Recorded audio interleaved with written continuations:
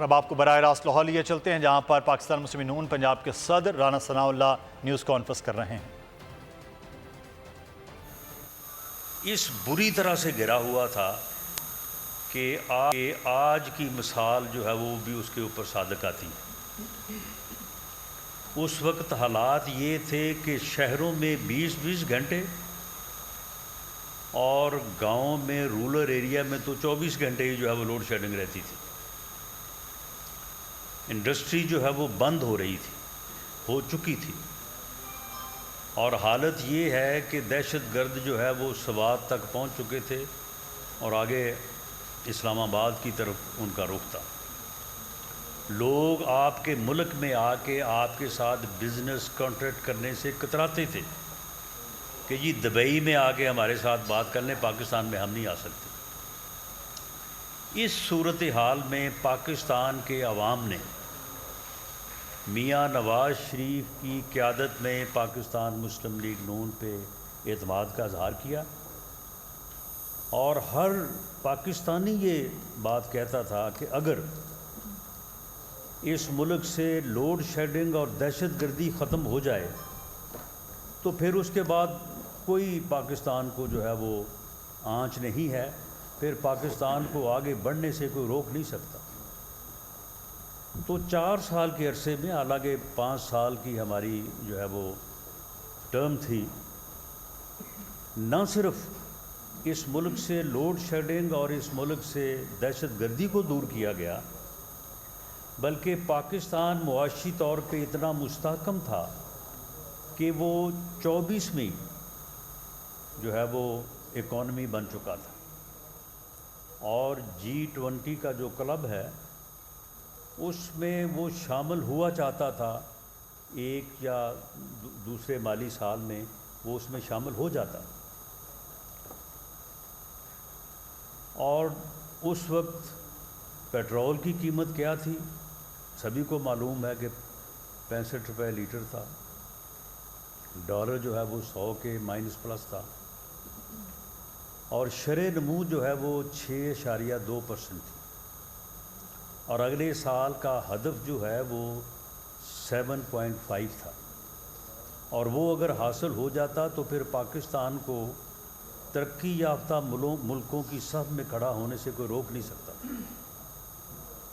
لیکن بدقسمتی سے اس وقت کی جوڈیشل اور خاکی اسٹیبلشمنٹ نے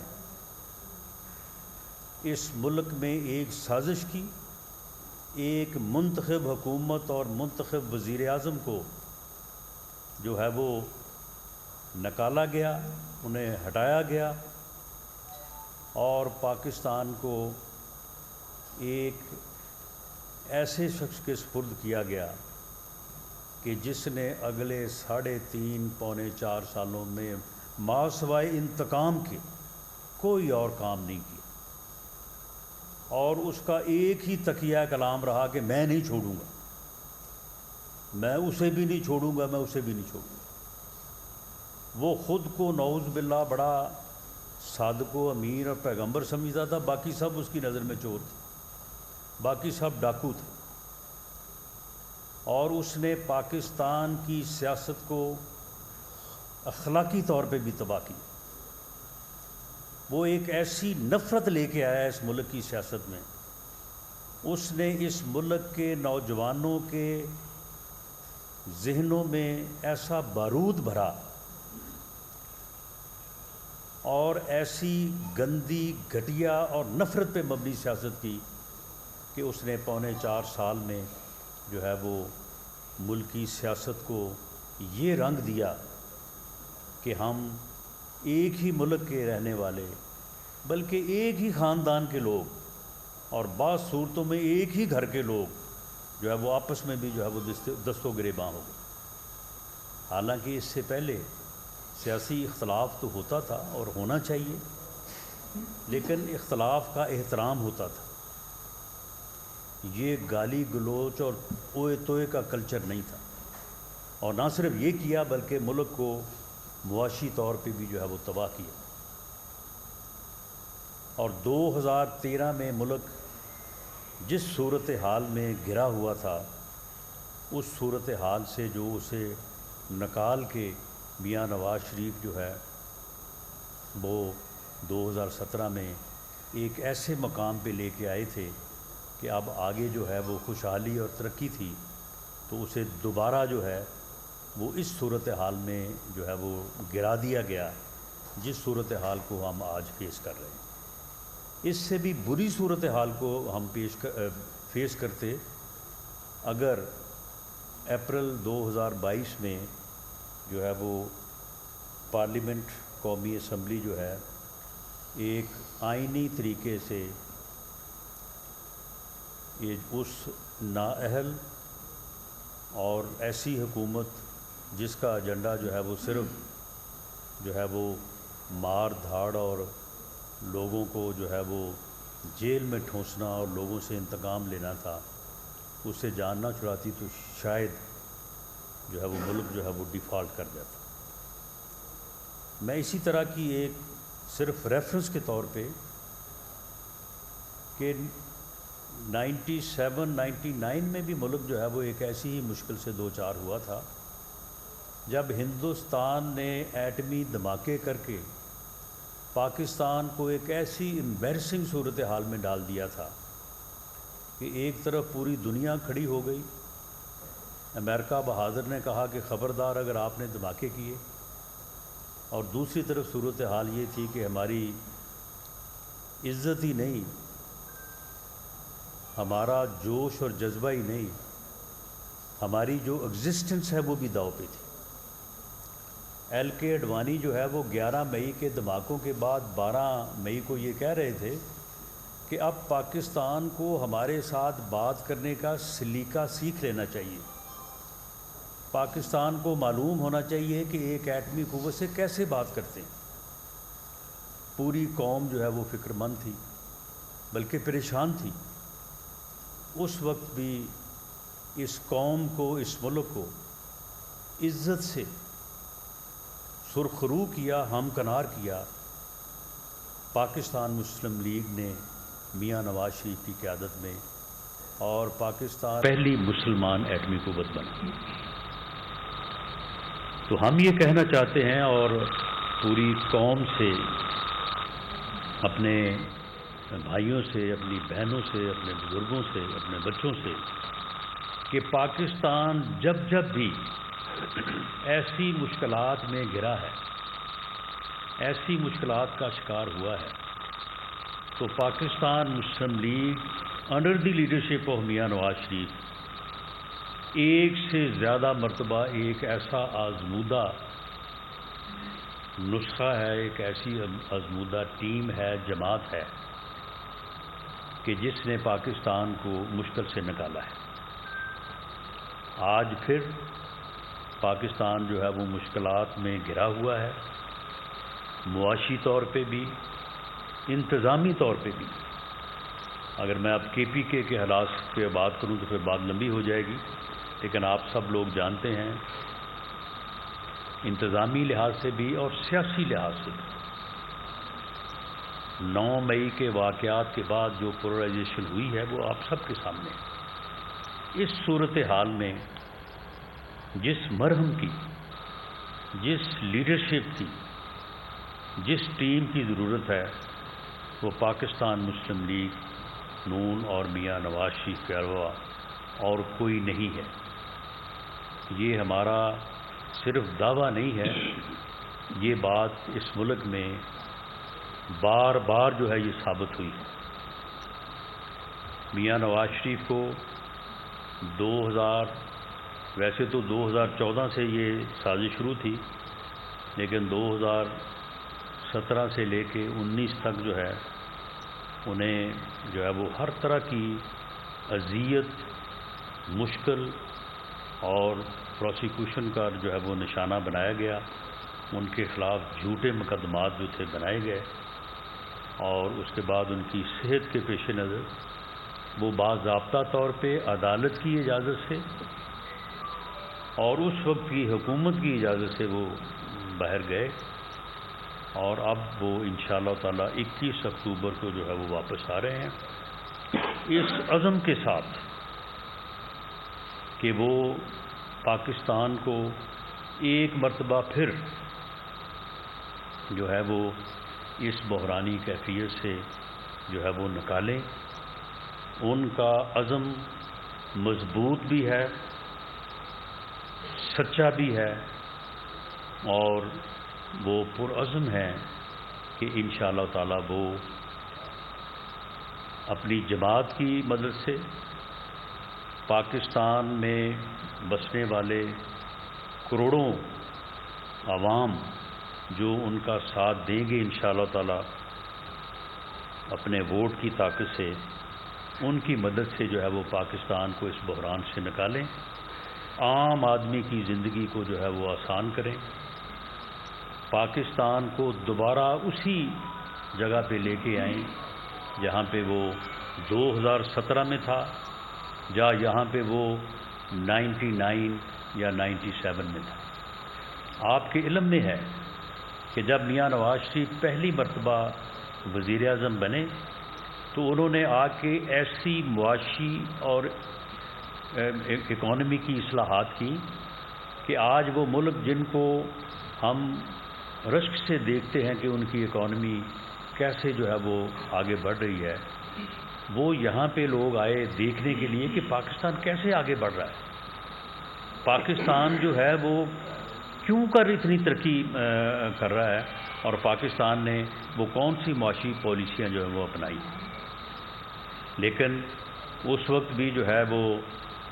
اسٹیبلشمنٹ کے گاڈ فادر نے جو ہے وہ ان کے خلاف سازش کی، اور انہیں جو ہے وہ 92-93 میں جو ہے وہ اسی طرح کی سازش کا، جس طرح سے پھر 99 میں ہوا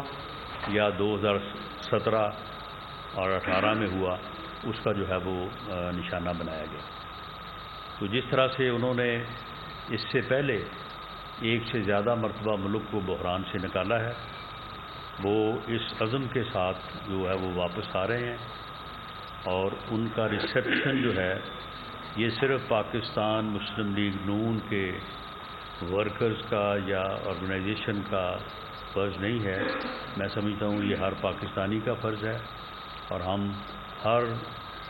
پاکستانی سے، تمام لوگوں سے یہ اپیل بھی کریں گے کہ وہ اس سلسلے میں جو ہے وہ ہمارا پاکستان مسلم لیگ نون کا ساتھ دیں. اور 21 اکتوبر کو جو پروگرام جو ہے ریسیپشن کا، کہ وہ ایئرپورٹ پہ یا مینار پاکستان پہ جلسے کی صورت، یا جو بھی اس میں مختلف چیزیں انڈر ڈسکشن ہیں جن کا فیصلہ آنے والے 1-2 روز میں ہو جائے گا، جو اناؤنس ہو جائے گا، تو اس میں ہمارا بھرپور ساتھ دیا جائے، تاکہ پوری قوم میں، عام آدمی میں جو ہے وہ ایک اعتماد کی لہر جائے، اور پوری دنیا بھی جو ہے وہ پاکستان کی طرف اس نظر سے دیکھے کہ پاکستان میں طاقت ہے، پاکستانی قوم میں یہ ہمت ہے کہ وہ بار بار گری ہے اور دوبارہ اٹھ کے اپنے آپ کو انہوں نے سنبھالا ہے. اس مرتبہ بھی ہم اپنے آپ کو سنبھالیں گے، اور انشاءاللہ تعالی پاکستان جو ہے انہی خوابوں کی تعبیر کے مطابق جو ہمارے آباء و اجداد نے قائد اعظم کی سربراہی میں ان کی قیادت میں جو ہے وہ جو خواب دیکھے تھے، جیسا پاکستان دیکھا تھا، اس پاکستان کی ان خوابوں کی تعبیر جو ہے وہ انشاءاللہ تعالی ہم حاصل کریں. بہت